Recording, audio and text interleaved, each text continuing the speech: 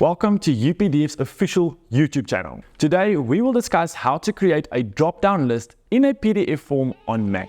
Adding a drop-down field in PDF form greatly helps to reduce the manual data entry time. Considering this, download UPDF right away by following the link given in the description. Then perform the steps discussed in this video on how to create a drop-down list in PDF form on Mac. As you have now downloaded UPDF on your Mac, let's proceed with the detailed steps to create a drop-down list in a PDF form on Mac. Launch UPDF. Hit Open File option, click the Prepare Form icon. Press the drop-down form field icon and then choose anywhere on your PDF form to add it. Next, double-click it to access the properties and customize it. Here, users can also lock the form field or insert any export value as needed.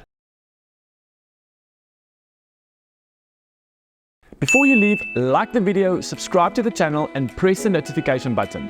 That way, you will get a notification for our future updates, and we will see you in another helpful review soon.